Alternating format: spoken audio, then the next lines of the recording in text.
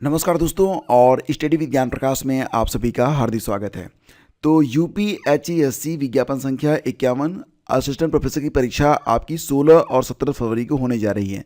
Social media में और कई सारे यूट्यूब चैनल ऐसा भी हैं जो कि आपको ये बता रहे हैं कि परीक्षा पोस्टपोन होने वाली है। बिल्कुल पोस्टपोन नहीं होगी, आप बिल्कुल कंफर्म मान के चलिए कि आपकी जो एग्ज़ाम डेट है ये बिल्कुल तय हो चुकी है और आपकी परीक्षा 16 और 17 फरवरी को ही करवाई जा रही है और इसमें कोई भी बदलाव नहीं होने वाला है। ठीक है, तो यहाँ पर जैसा कि आप लोग जानते हैं जीएस आपके लिए एक बहुत ही इंपॉर्टेंट पार्ट है और जीएस कुल मिला के 60 नंबर का होता है, तो बहुत ही इंपॉर्टेंट। अगर जीएस में ही आप अच्छे स्कोर कर लें तो डेफिनेटली आपका सिलेक्शन भी हो सकता है।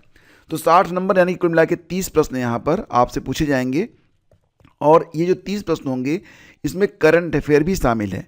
करंट अफेयर बहुत ही विस्तृत रूप में आपको पढ़ना है और अगर आप पूरा सिलेबस देखेंगे, सिलेबस में आपको बता चुका हूँ, तो इसमें नेशनल और इंटरनेशनल जो इम्पॉर्टेंट इवेंट्स हैं, स्पोर्ट्स हैं यानी कि जो खेल संबंधित समाचार हैं, और पर्सनालिटी इन न्यूज़ यानी कि ऐसे व्यक्तित्व जो कि चर्चा में रहे हैं, और साथ ही साथ अन्य खबरें आपके लिए बहुत ही इंपॉर्टेंट हो सकती हैं। तो करंट कितने महीने का पढ़ें?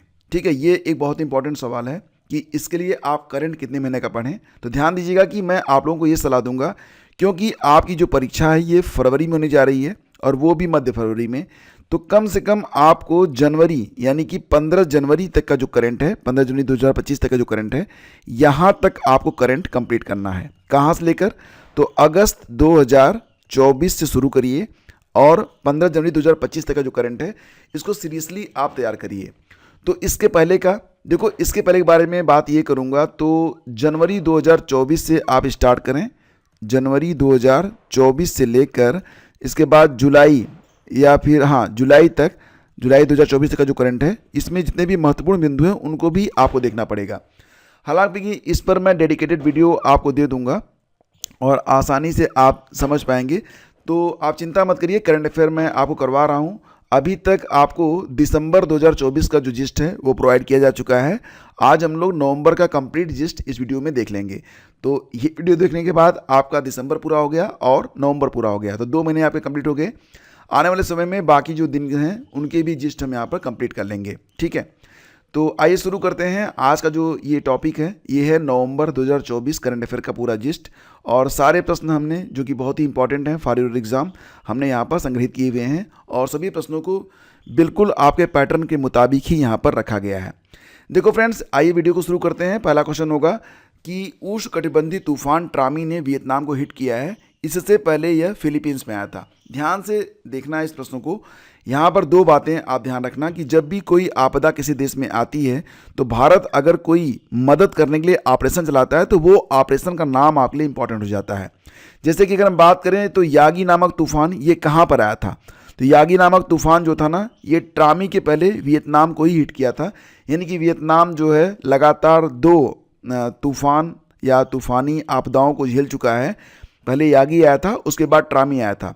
यागी नामक जो तूफान आया था तो उसके बाद जो तबाही मची थी उसमें भारत ने इन देशों की मदद करने के लिए जो ऑपरेशन चलाया था उसका नाम था ऑपरेशन सद्भाव।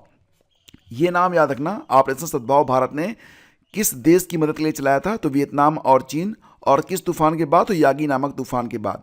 एग्जाम में ये प्रश्न भी पूछा जा सकता है कि ट्रामी नामक जो तूफान आया था वियतनाम में, यह किस प्रकार का तूफान था? तो यह एक उष्णकटिबंधीय तूफान था, ये भी याद ध्यान रखना। और ये जो उष्णकटिबंधीय तूफान ट्रामी था ये वियतनाम के साथ साथ फिलीपींस में भी आया था। ठीक है, तो पहला प्रश्न आपका यहाँ पर कंप्लीट हो गया।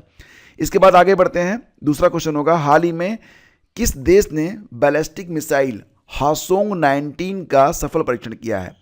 हासोंग 19 नामक जो बैलिस्टिक मिसाइल है इसका सफल परीक्षण किया गया है नॉर्थ कोरिया के द्वारा। अब बात नॉर्थ कोरिया की हो तो एक तस्वीर आपके सामने आई जाती है। जी हाँ, तानाशाह किम जोंग उन के बारे में। ध्यान देना कि नॉर्थ कोरिया की जो राजधानी है ये प्योंगयांग है और ये एक ऐसा देश है जो कि सबसे ज़्यादा जो फोकस करता है ना लड़ाई पे फोकस करता है।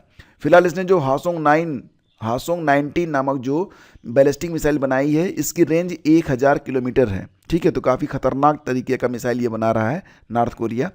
और नॉर्थ कोरिया की राजधानी कहाँ पर है? तो प्योंगयांग है। ठीक है, अगला क्वेश्चन होगा, हाल ही में किस देश में गुजरात के सबसे बड़े वेस्ट एनर्जी प्लांट की शुरुआत की गई है? वेस्ट माने जो भी कूड़ा कचरा होगा उससे एनर्जी प्लांट मतलब एनर्जी जो है डेवलप की जाएगी। तो ये जो गुजरात का सबसे बड़ा वेस्ट एनर्जी प्लांट है, इसे गुजरात के अहमदाबाद में लगाया गया है। ठीक है, अगला क्वेश्चन होगा एनालॉग स्पेस मिशन। ध्यान देना है इसको, एनालॉग स्पेस मिशन, इसे एनालॉग स्पेस मिशन ASM के नाम से भी पुकारेंगे।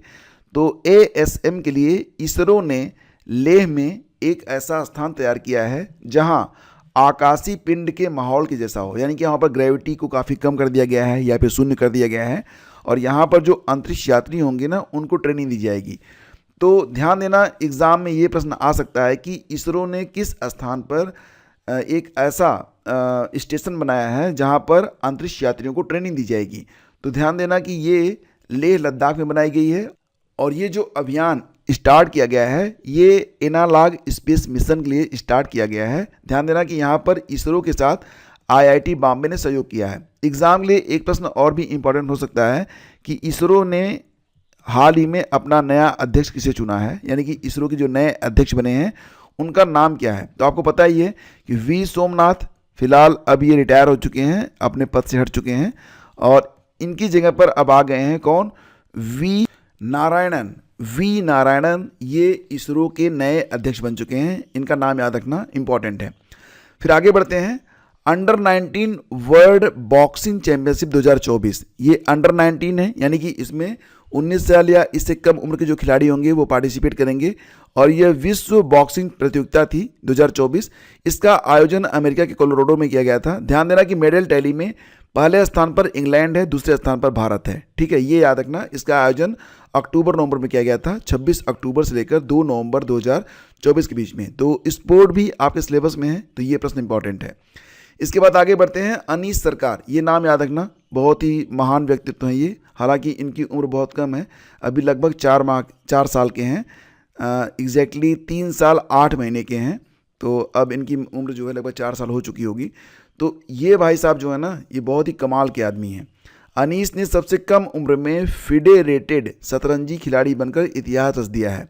अभी तक ये जो खिताब था वो 5 साल के तेजस तिवारी के नाम था, लेकिन अब ये फेडरेटेड बहुत ही तीव्र गति से ये शतरंज खेलते हैं भाई साहब, ये आपको हरा भी देंगे। तो इनका नाम याद रखना, ये कोलकाता के हैं, नाम है इनका अनीस सरकार। ठीक है, इसके बाद है दीपम 2.0 योजना। ये जो योजना है ये किससे संबंधित है, तो ध्यान देना कि ये जो दीपम 2.0 योजना है ये आंध्र प्रदेश की योजना है, और इसमें क्या होगा कि 1 साल में 3 गैस सिलेंडर मुफ्त में दी जाएंगे। तो दीपम योजना गैस सिलेंडर से जुड़ी हुई योजना है, और यह योजना कहाँ पर चलाई गई है, आंध्र प्रदेश में। अगला क्वेश्चन होगा, G20 समिट 2024 का जो 19वां संस्करण है ये कहाँ पर हुआ। तो ध्यान देना कि G20 का जो 2024 वाला संस्करण है ये 19वां संस्करण था, और इसका आयोजन किया गया है ब्राज़ील में। कहाँ पर, ब्राज़ील में। इसके पहले जो 18वां संस्करण था 2023 वाला, इसका आयोजन कहाँ पर हुआ था, तो इसका आयोजन हुआ था फ्रेंड्स भारत में, इंडिया में। ठीक है, और अगले साल G20 का जो सम्मेलन होगा 2025 में, यानी कि इस वर्ष का जो G20 सम्मेलन है 2025 का, ये साउथ अफ्रीका में किया जाएगा, ये भी इंपॉर्टेंट है। G20 में कुल मिला के 19 देश हैं। EU यानी कि यूरोपियन यूनियन के साथ साथ अफ्रीकन यूनियन भी अब इसमें शामिल हो चुका है। तो 19 देश हैं, यूरोपियन यूनियन है और अफ्रीकन यूनियन है G20 में वर्तमान में। हाल ही में किस देश के मतदाताओं ने जनमत संग्रह में नए संविधान को मंजूरी दे दी है। तो ध्यान देना कि गैबॉन में नया संविधान लागू होने जा रहा है। ठीक है, गैबॉन देश में नया संविधान लागू होगा। मतदाताओं ने जनमत संग्रह में इस बात को मंजूरी दे दी है। गैबॉन की राजधानी रहेगी लिब्रेविले, ये गैबॉन की राजधानी है। अगला क्वेश्चन है, इंदिरा गांधी शांति पुरस्कार 2023 किसे प्रदान किया गया है। तो ध्यान देना कि इंदिरा गांधी शांति पुरस्कार 2023 ये दिया गया है डेनियल बोरेनबोइम जो कि एक पियानो वादक हैं, और अली अबू अवाद को जो कि फिलिस्तीनी शांति कार्यकर्ता हैं। ठीक है, तो ये दोनों नाम आप याद रखिएगा। इसी क्रम में आगे बढ़ते हैं। अगला क्वेश्चन है, हाल ही में हिंगोट उत्सव कहाँ पर मनाया गया। तो देखो, जो हिंगोट होता है ना, ये एक प्रकार का फल होता है, और इसका जो मतलब ऊपर वाला जो हिस्सा होता है कवर में, इसमें बारूद भरकर लोग एक दूसरे के ऊपर फेंकते हैं। दिवाली के अवसर पर यह त्यौहार मध्य प्रदेश में मनाते हैं। तो एक तरीके का यह इसे हिंगोट युद्ध कहते हैं या फिर हिंगोट महोत्सव कहते हैं। कई बार लोग चोटिल भी हुए हैं, लेकिन परंपरा है तो यह उत्सव मनाया जाता है। ठीक है, तो हिंगोट उत्सव मध्य प्रदेश से संबंधित है। श्रुबाला महोत्सव कहाँ पर मनाया गया? तो श्रुबाला महोत्सव ये लद्दाख में मनाया जाता है। जबकि निंगोल चक्कौबा त्यौहार यह कहाँ पर मनाया गया? तो निंगोल चक्कौबा जो है मणिपुर में, और बलि पधामी उत्सव का आयोजन कर्नाटक में किया जाता है। तो चारों नाम याद रखना, हिंगोट उत्सव मध्य प्रदेश, श्रुबाला लद्दाख, लिंगोल चक्कौबा त्यौहार मणिपुर, बलि पधामी उत्सव कर्नाटक में मनाया जाता है। हाल ही में भारतीय तटरक्षक गश्ती बल के लिए दो स्वदेशी तेज गश्ती पोत। ठीक है, तो एग्जाम में देखो कभी कभी ना ऐसा भी पूछ लेता है कि नाम दे देगा और पूछेगा कि क्या है ये। तो देखो, दो स्वदेशी तेज गश्ती पोत जो हैं इनके नाम है क्रमशः अदम्य और अक्षर। तो अदम्य और अक्षर क्या हैं? ये तेज गश्ती पोत हैं जिन्हें भारत में ही बनाया गया है। स्वदेशी तेज गश्ती पोत हैं अदम्य और अक्षर, और इनको जो है कहाँ पर लॉन्च किया गया है? तो गोवा में इन्हें लॉन्च किया गया है। और ध्यान देना कि इन्हें बनाया किसने है? तो गोवा में ही लॉन्च किया गया अदम्य और अक्षर को, और गोवा शिपयार्ड लिमिटेड ने ही इन्हें बनाया भी है। ठीक है, इसके बाद है IMF इंटरनेशनल मॉनेटरी फंड के अनुसार भारत के दुनिया की चौथी सबसे बड़ी अर्थव्यवस्था बनने की संभावना कब तक है? तो इंटरनेशनल मॉनेटरी फंड ने ये कहा है कि 2025 में ही भारत दुनिया की चौथी सबसे बड़ी अर्थव्यवस्था बनने जा रहा है। आपका अगला क्वेश्चन है, हाल ही में कोलिंस डिक्शनरी के द्वारा 2024 का वर्ड ऑफ द ईयर किस शब्द को घोषित किया गया है? तो देखो फ्रेंड्स, ऐसे प्रश्न भी एग्जाम में आते हैं। ब्राड शब्द को कोलिंस डिक्शनरी ने वर्ड ऑफ द ईयर घोषित किया है। 2024 का वर्ड ऑफ द ईयर कौन सा शब्द है? कोलिंस डिक्शनरी के मुताबिक BRAT, ब्राट। अब ब्राट का मतलब क्या होगा? देखो, ब्राट का शाब्दिक अर्थ होगा कॉन्फिडेंट, इंडिपेंडेंट एंड हेडोनिस्टिक। ठीक है, इसके बाद अगला क्वेश्चन होगा 76वें गणतंत्र दिवस, यानी कि इस साल जो हमारा गणतंत्र दिवस है 26 जनवरी 2025 को, तो मुख्य अतिथि कौन होंगे? तो ध्यान देना कि प्रोबोवो सुबियांतो जो हैं इनको आमंत्रित किया गया है, जो कि इंडोनेशिया के प्रेसिडेंट हैं। यही 26 जनवरी 2025 यानी कि हमारे 76वें गणतंत्र दिवस के मुख्य अतिथि बनने जा रहे हैं। हाल ही में पहले एशियाई बौद्ध शिखर सम्मेलन 2024 का आयोजन कहाँ पर किया गया? तो ये पहला है तो इम्पॉर्टेंट है। पहले एशियाई बौद्ध शिखर सम्मेलन का आयोजन 2024 में नई दिल्ली में किया गया है। ठीक है, अगला क्वेश्चन होगा, हाल ही में अंतर्राष्ट्रीय बायोस्फीयर रिजर्व दिवस 2024 कब मनाया गया? तो अंतर्राष्ट्रीय बायोस्फीयर रिजर्व दिवस 2024 ये हाल ही में 3 नवंबर को मनाया गया। हाल ही में जारी वैश्विक AI तैयारी सूचकांक, यानी कि वर्ल्ड AI का मतलब समझ रहे हैं आप ना, आर्टिफिशियल इंटेलिजेंस। तो यहाँ पर ग्लोबल AI प्रिपेयर्डनेस इंडेक्स के बारे में बात हो रही है। तो वैश्विक AI तैयारी सूचकांक में भारत जो है ना ये 72वें स्थान पर है। और ग्लोबल AI प्रिपेयर्डनेस इंडेक्स ये जारी कौन करता है? तो इसे इंटरनेशनल मॉनेटरी फंड के द्वारा जारी किया जाता है। टॉप पर सिंगापुर है, सिंगापुर पहले स्थान पर है। दूसरे स्थान पर डेनमार्क है। तीसरे स्थान पर USA है। ध्यान देना कि सिंगापुर, साथ ही साथ हेनले पासपोर्ट इंडेक्स जो कि जनवरी 2025 में जारी किया गया है, उसमें भी सिंगापुर ही टॉप पर है। ठीक है, अगला क्वेश्चन होगा, अंतर्राष्ट्रीय सौर गठबंधन सभा के 7वें सत्र का आयोजन कहाँ पर किया गया है? तो अंतर्राष्ट्रीय सौर गठबंधन यानी कि बात यहाँ पर हो रही है ISA के बारे में, जिसका हेडक्वार्टर आपको मिलेगा गुरुग्राम हरियाणा में। और इसका जो 7वां सत्र था इसका आयोजन नई दिल्ली में किया गया है। ठीक है, अगर हम बात करें यहाँ पर कि ISA का सबसे नया यानी कि अब तक, थोड़ा सा अपडेट कर लेते हैं, नवंबर से आगे बढ़ते हैं। देखिए, दिसंबर में ना जो ISA इंटरनेशनल सोलर अलायंस का जो 105वां सदस्य देश बना था, पूर्ण रूप से ये बना था मोल्डोवा। इसके पहले 104वें नंबर पर जुड़ा था आर्मेनिया, 103वें नंबर पर सीरिया था, 102वें नंबर पर एंटीगुआ और बारबाडोस, 101वां देश बना था नेपाल, और 100वां देश बना था पराग्वे। ये सारे देश इंपॉर्टेंट हैं। ठीक है, हो सकता है इनमें से कोई भी एक एग्जाम में आ जाए। कई बार तो ये नेपाल वाला क्वेश्चन और मोल्डोवा वाला क्वेश्चन एग्जाम में पूछा भी जा रहा है। तो ये सारे प्रश्न आप याद रखिएगा। आगे बढ़ते हैं, हाल ही में किस देश के माउंट लेबो टोबी लाकी लाकी, नाम याद रखना, माउंट लेबो टोबी लाकी लाकी ज्वालामुखी में विस्फोट हुआ है। तो लाकी लाकी जो ज्वालामुखी है ना, ये इंडोनेशिया में स्थित है। लाकी लाकी कहाँ पर है? इंडोनेशिया में है। हाल ही में भारत और किस देश के बीच विनबैक्स 2024 अभ्यास का आयोजन किया गया? तो we for Vietnam, I for India. तो ये वियतनाम और इंडिया के बीच में किया गया बायलैटरल एक्सरसाइज है। तो इसमें विनबैक्स जो अभ्यास है ये भारत और वियतनाम मिलकर करते हैं। 2024 में विनबैक्स का यह 5वां संस्करण था, जो कि नवंबर में 4 से 23 नवंबर तक आयोजित किया गया था। कहाँ पर आयोजित किया गया? तो अंबाला और चंडीगढ़ में। पहली बार इसे 2018 में मध्य प्रदेश में आयोजित किया गया था। ठीक है, आगे बढ़ते हैं। हाल ही में सूचना के अधिकार संग्रहालय की आधारशिला कहाँ पर रखी गई है? ध्यान देना प्रश्न, सूचना के अधिकार संग्रहालय की आधारशिला ये कहाँ पर रखी गई है? तो राजस्थान के ब्यावर में। ठीक है, तो ये भी याद रखना। और एक बात और भी कि जो ये आपका आरटीआई एक्ट है ना, आरटीआई एक्ट, इसमें राजस्थान के ही एक संस्था का बड़ा योगदान रहा था। उसका नाम आप बता सकते हैं क्या? खैर, इसके बारे में चर्चा हम करेंगे बाद में, लेकिन आपको पहला कमेंट चेक करना चाहिए, वहाँ पर मैं आपको इसके बारे में डिटेल लिख दूंगा। ठीक है, रॉयल एनफील्ड जो कि बहुत चर्चित और सबसे फेमस आपकी बाइक बनाती है, जिसको आप बुलेट कहते हैं, तो रॉयल एनफील्ड जो है ना एक नया अपना इलेक्ट्रॉनिक व्हीकल ब्रांड लॉन्च करने वाली है। इसका नाम रहेगा क्या? Flying flee. फ्लाइंग फ्ली जो है रॉयल एनफील्ड का नया ईवी ब्रांड होगा। यह एक ऐसी बाइक होगी जो कि बैटरी से चलेगी। नाम क्या होगा? Flying flee. अगला क्वेश्चन है, मध्य प्रदेश कैबिनेट ने राज्य सेवाओं में महिलाओं के लिए कितने प्रतिशत नौकरी का आरक्षण दे दिया है? तो 35%। अब मध्य प्रदेश में अब महिलाओं के लिए 35% जो स्थान है वो महिलाओं को आरक्षित रखे जाएंगे। भारत में उच्च शिक्षा प्राप्त करने के लिए मेधावी छात्रों को ऋण देने के लिए भारत सरकार ने जो योजना शुरू की है उसका नाम है प्रधानमंत्री विद्या लक्ष्मी योजना। तो प्रधानमंत्री विद्या लक्ष्मी योजना के अंतर्गत जो भी छात्र उच्च शिक्षा प्राप्त करना चाहते हैं उनको ऋण प्रदान किया जाएगा। हाल ही में डोनाल्ड ट्रंप अमेरिका के राष्ट्रपति बन गए हैं। तो इनका क्रम याद रखना, ये 47वें राष्ट्रपति बने हैं, 47वें क्रम के हैं, और इनकी पार्टी का नाम है रिपब्लिकन पार्टी। हाल ही में पहली बार बर्फबारी के कारण चर्चा में रहा अल जौफ रेगिस्तान कहाँ पर स्थित है?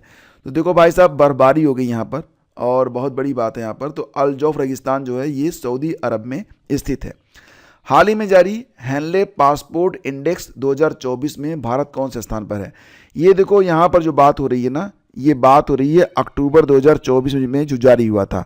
तो साल में 3 बार हेनले पासपोर्ट इंडेक्स जारी किया जाता है, अक्टूबर वाला लास्ट होता है। तो अक्टूबर में भारत जो था 83वें स्थान पर था। ठीक है, लेकिन इसके बाद एक इंडेक्स, जब हम ये पढ़ रहे हैं करंट अफेयर, तो एक इंडेक्स और जारी कर चुका है हेनले।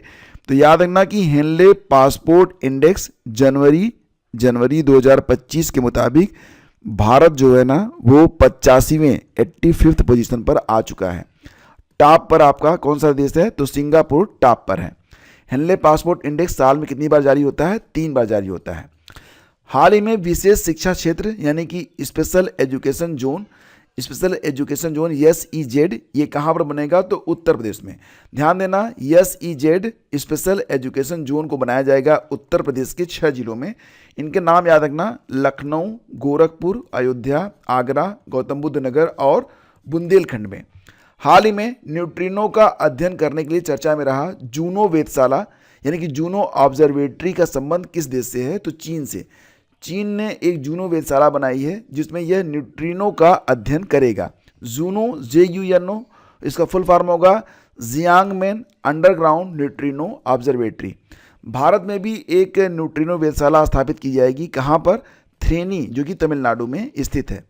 हाल ही में राष्ट्रीय कैंसर जागरूकता दिवस मनाया गया था, 7 नवंबर को मनाया गया था, ये भी याद रखना। एक कैंसर दिवस भी मनाया जाता है, ये कब मनाया जाता है? ये फटाफट कमेंट करके बताओ, आप देखते हैं कितने लोगों को याद है। हाल ही में लॉन्च भारत की पहली रेड डॉट साइड पिस्टल का नाम क्या है? रेड डॉट साइड पिस्टल, इसको नाम दिया गया है फैंटम, और इसका निर्माण किसने किया है? कर्नाटक की कंपनी है एस्ट्रे डिफेंस ने इसको बनाया है। किस राज्य ने नए DGP नियुक्ति नियम को लागू किया है? तो दोस्तों उत्तर प्रदेश में DGP की नियुक्ति के लिए नए नियम लागू किए गए हैं।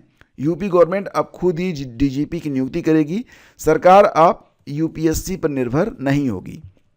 आगे बढ़ते हैं।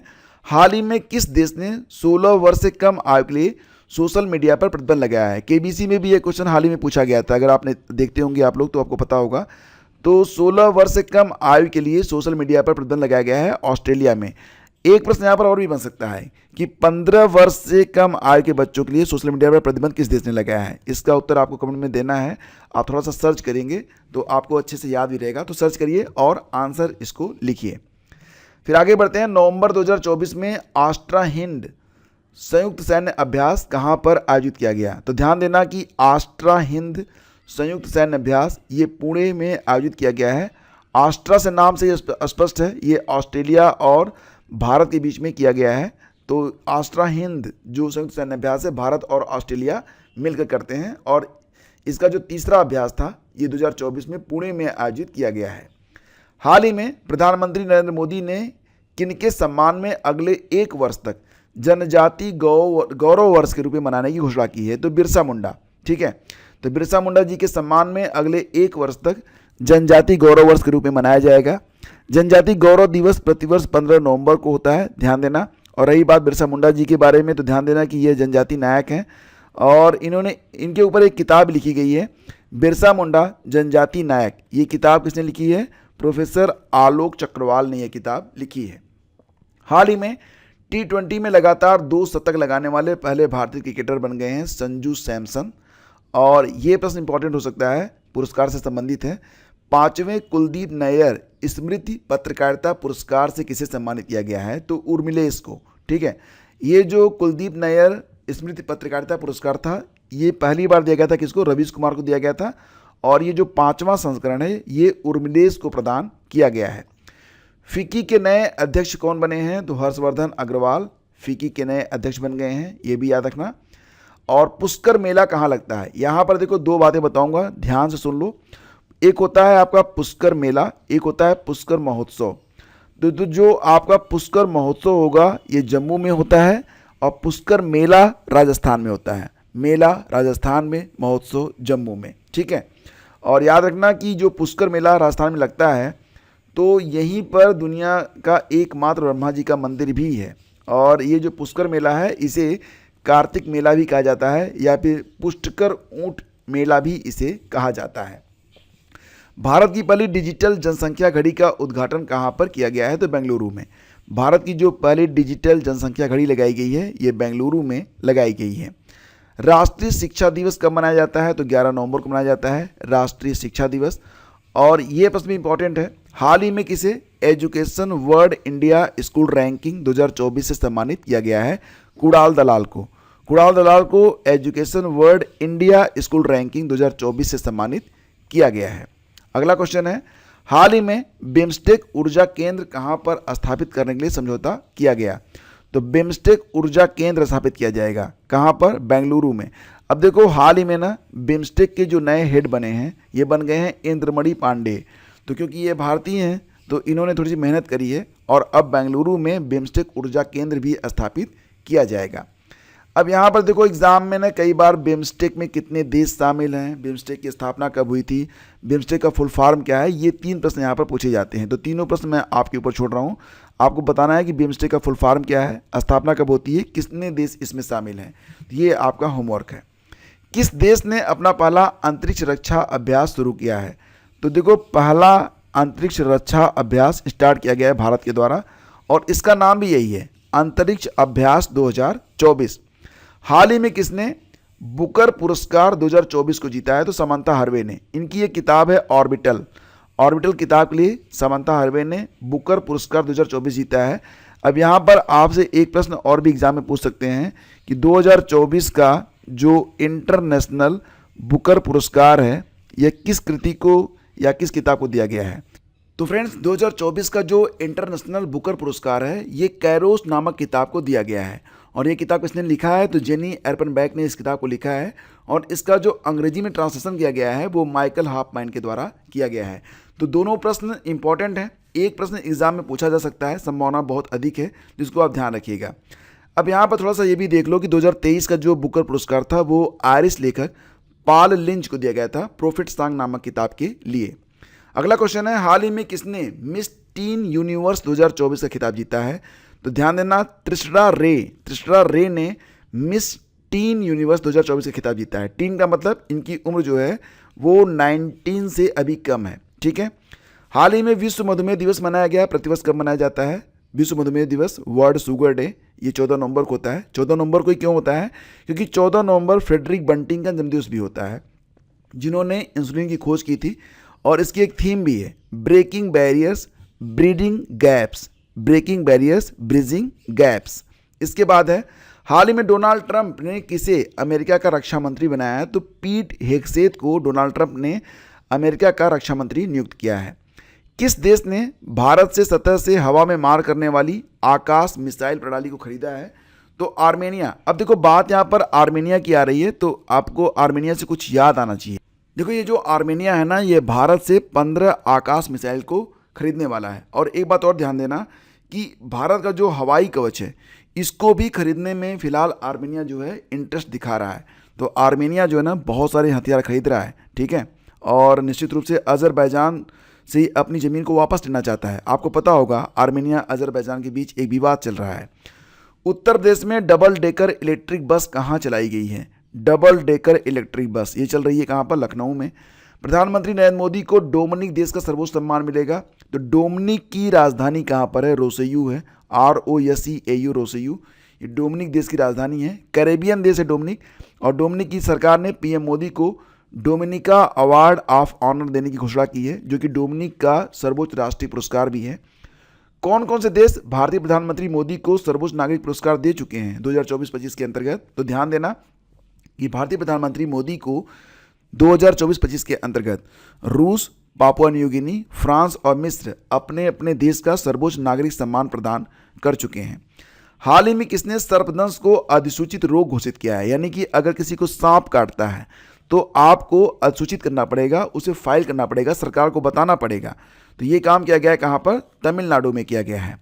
किस राज्य या केंद्र शासित प्रदेश के सराय काले खान चौराहे का नाम बदलकर बिरसा मुंडा चौक कर दिया गया है? तो देखो मैंने आपको बताया था कि हाल ही में प्रधानमंत्री मोदी ने पूरे 1 वर्ष को बिरसा मुंडा के नाम पर घोषित कर दिया है, जनजाति गौरव वर्ष के रूप में। तो इसी क्रम में उन्होंने एक बदलाव और किया है। दिल्ली में स्थित जो सराय काले खान था चौराहा, अब इसका नाम बदलकर बिरसा मुंडा चौक कर दिया गया है। उत्तर प्रदेश की तंबाकू मुक्त ग्राम पंचायत कौन बनी है? तो ध्यान देना कि यूपी की जो तंबाकू मुक्त ग्राम पंचायत बनी है, ये नंगली किठौर, जो कि स्थित है कहाँ पर? मेरठ में स्थित है। मनोज बाजपेयी अभिनीत द फैबल ने, फिल्म का नाम क्या है? द फैबल। द फैबल ने 38वें लीड्स अंतर्राष्ट्रीय फिल्म महोत्सव में कॉन्स्टेलेशन फीचर फिल्म प्रतियोगिता में सर्वश्रेष्ठ फिल्म, बेस्ट फिल्म का पुरस्कार जीता है। इसका निर्देशन किसने किया है? राम रेड्डी ने किया है। दुनिया का पहला सबसे अधिक ऊंचाई वाला पैरा स्पोर्ट्स सेंटर कहाँ पर स्थापित होगा? तो लद्दाख में, ठीक है। ये दुनिया का पहला है सबसे अधिक ऊंचाई पर स्थित para sports centre. Para sports centre कहाँ पर बनेगा? लद्दाख में। JLGB मेला 2024 का आयोजन कहाँ पर हुआ? तो JLGB मेला कहाँ पर लगता है? उत्तराखंड में लगता है। और इसी के साथ ये भी याद रखना कि बाली यात्रा उत्सव भी उड़ीसा का ही त्यौहार है। दोनों अलग अलग हैं। JLGB मेला उत्तराखंड में, बाली यात्रा उड़ीसा में, लेकिन दोनों ही जो यहाँ पर उत्सव हैं काफ़ी इंपॉर्टेंस रखते हैं एग्ज़ाम के लिए, ठीक है। हाल ही में मिस यूनिवर्स 2024 का खिताब किसने जीता है? मिस यूनिवर्स 2024 कौन बन गई हैं? तो ये बन गई है विक्टोरिया केयर थेल्विक।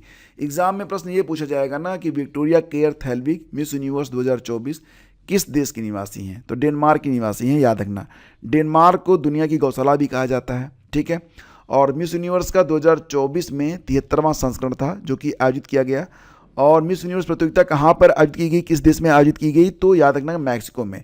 लेकिन मिस वर्ल्ड प्रतियोगिता जो थी ना, ये बम्बई में आयोजित की गई थी। तो ध्यान देना कि 2024 में जो मिस वर्ल्ड प्रतियोगिता हुई थी ये बम्बई में हुई थी, जबकि मिस यूनिवर्स प्रतियोगिता जो थी ये कहाँ पर आयोजित की गई? मैक्सिको में आयोजित की गई।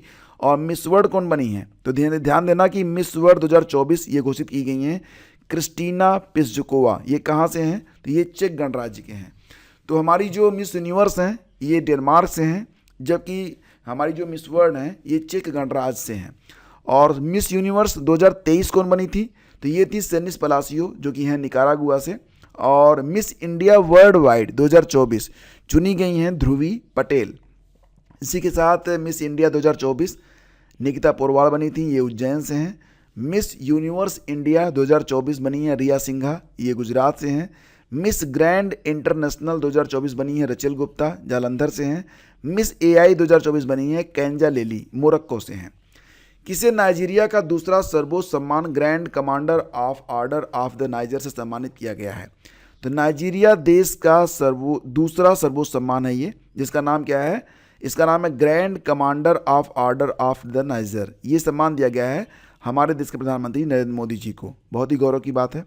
हाल ही में रिजर्व बैंक ने किसे डीसिब के रूप में नामित किया है? डीसिब मतलब, डीसिब का फुल फॉर्म होता है डोमेस्टिक सिस्टमेटिकली इंपॉर्टेंट बैंक। तो ये 4 बैंक भारतीय अर्थव्यवस्था का आधार भी माने जाते हैं।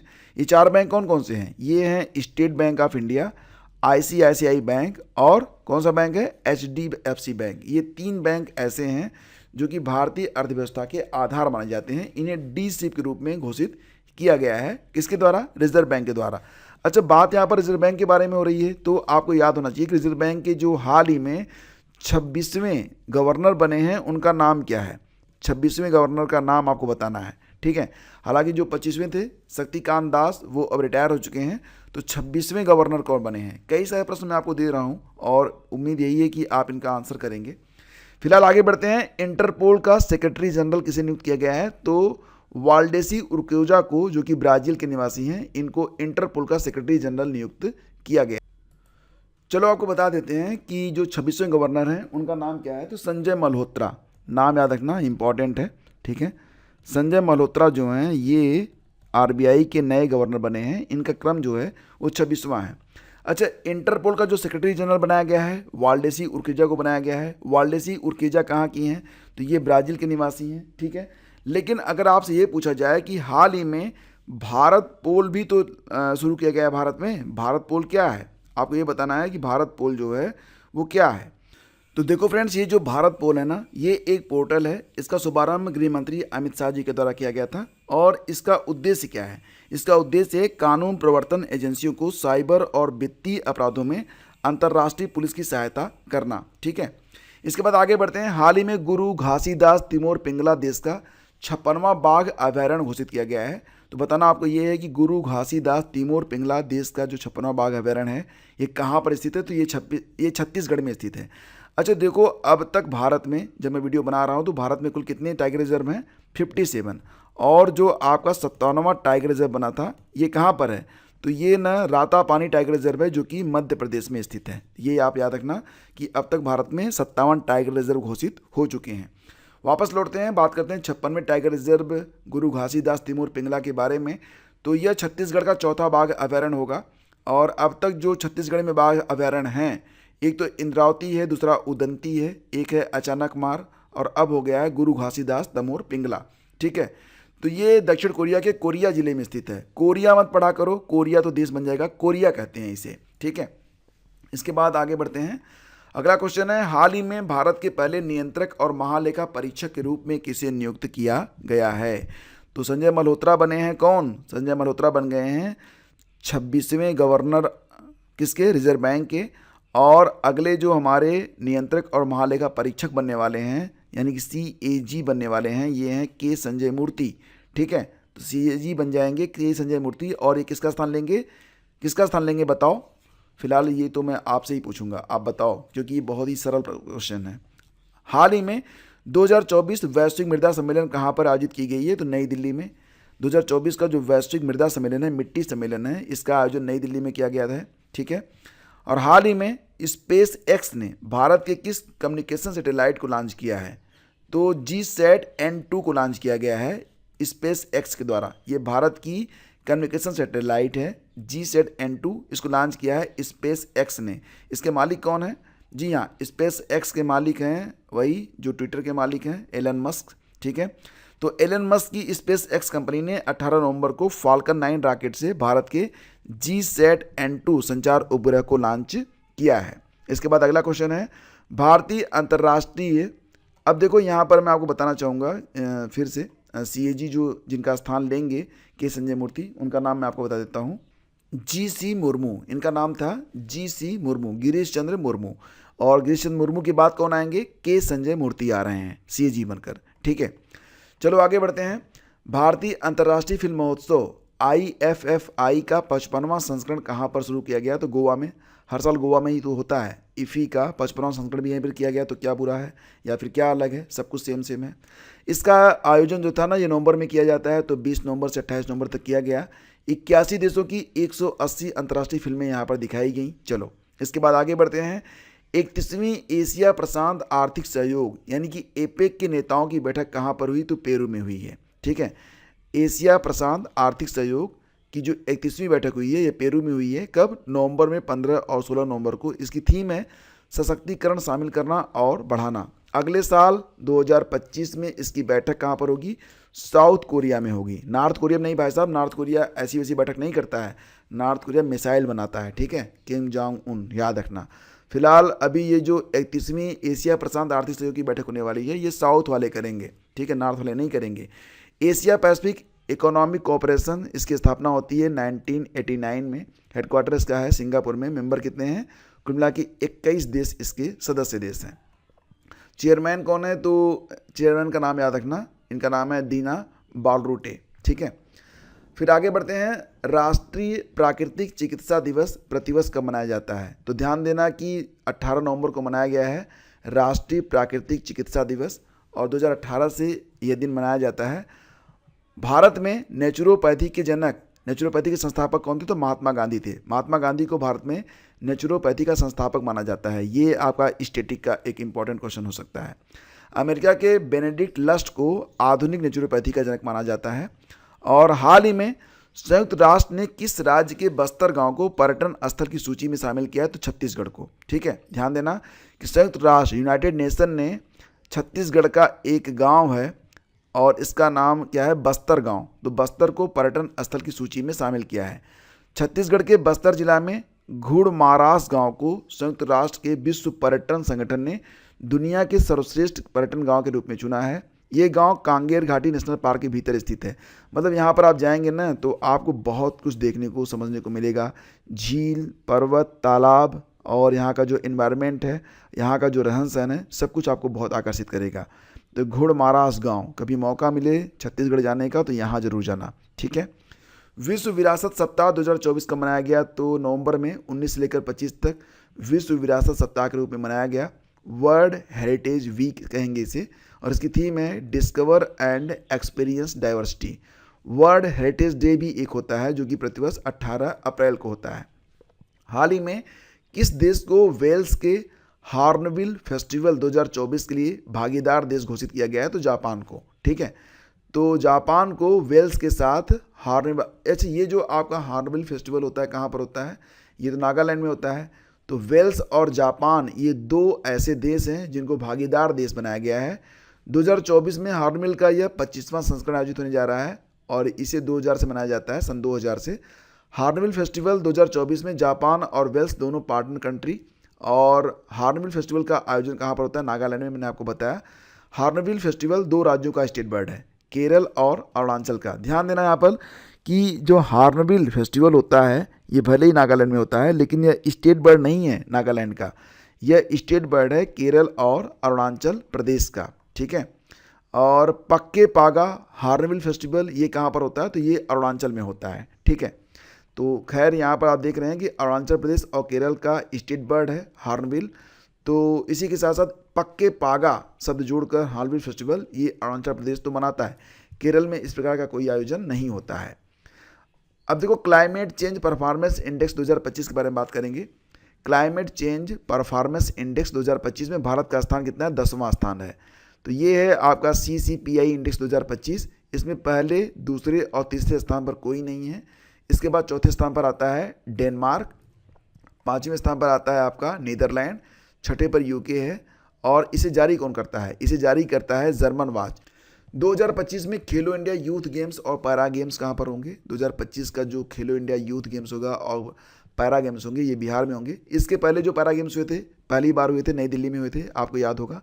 हाल ही में इंटरनेशनल सोलर अलायंस का 104वां पूर्ण सदस्य देश कौन सा बन गया है? तो मैंने आपको बताया ना, आर्मेनिया जो है ये 104वां पूर्ण सदस्य बन गया है। आर्मेनिया के बारे में मैंने आपको बताया था, ये भारत से बहुत सारे हथियार भी खरीद रहा है और ISA का यानी कि इंटरनेशनल सोलर अलायंस का 104वां पूर्ण सदस्य भी बन चुका है। ISA की स्थापना होती है 2015 में COP21 के द्वारा, और इसे स्थापित किया गया था इंडिया और फ्रांस के द्वारा। हेडक्वार्टर्स का बनाया गया है गुरुग्राम हरियाणा में, और DG कौन है वर्तमान में? अजय माथुर है। और जो नेक्स्ट DG होंगे उनकी भी घोषणा की जा चुकी है। अगले जो DG होंगे ISA के वो आशीष खन्ना बनेंगे। आर्मेनिया की राजधानी इंपॉर्टेंट है, एरेवन रहेगी।